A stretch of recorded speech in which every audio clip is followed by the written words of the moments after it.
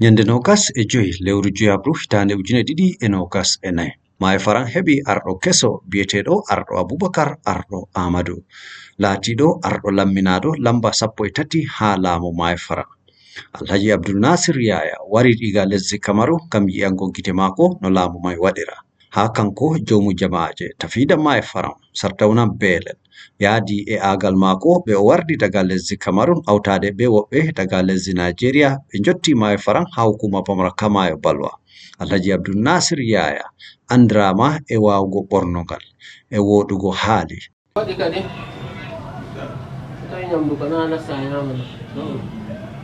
Wawugo laamu isa.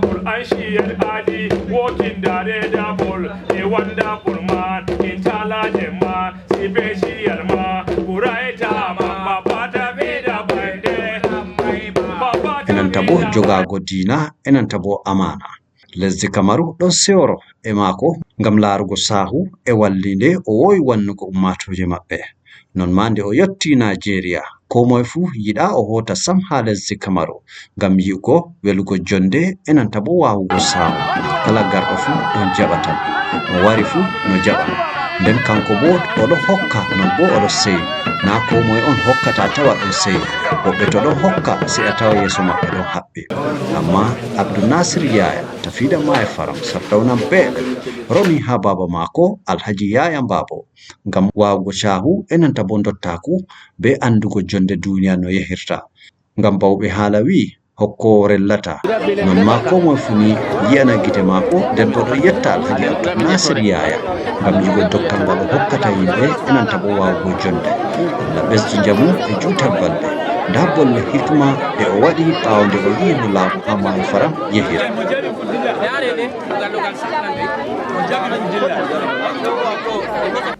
Min wiyete Alhaji Abdul Nasir tafida Maayo Faran Sardauna Belel.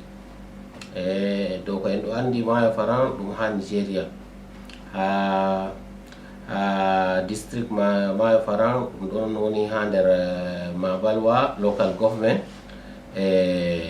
Adamawa bo state woɗi. To en ɗo wiya bo en ɗo andi Belel bo fu kayen fu ha nder leddi Adamawa, amma Adamawa Cameroon to Belel man bo ɗum arrondissement on. To woɗi ni kadi laamuji mi jogani ha gargajiya. Komi arata wigo mi wiya alhamdulillahi laamu Maayo Faran lamminama nder jam, nder hayru, nder sew. Hande ɓiɓɓe Maayo Faran be ɓiɓɓe leddi Adamawa fu ɗo nana seyo ngam laamugo laamiɗo Abubakar arɗo Amadou.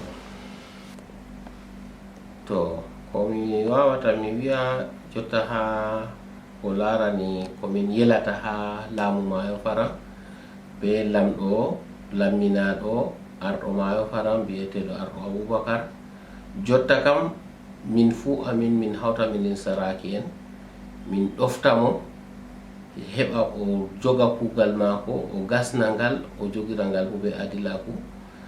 To ɓawo man bo ko min yelata min yela kanko man arɗo Maayo Faran o hawta hoore himɓe fuu warta himɓe fuu derɗiraɓe e luttuɓe fuu luttuɓe wonɓe nder wuro fuu lewol hawta warta gotol. To wato ta ɗum waɗa sendiguji.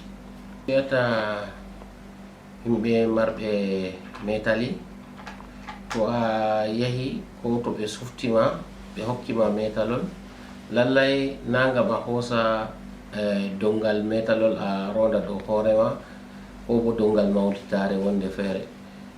To ɓe metima metalol ngam a vallita wuro man, wuro ngo ɓe metima ha muɗum ɗo, lamɗo wuro man oɗo yi'a himɓe ɗuɗɓe joginira laamu mako.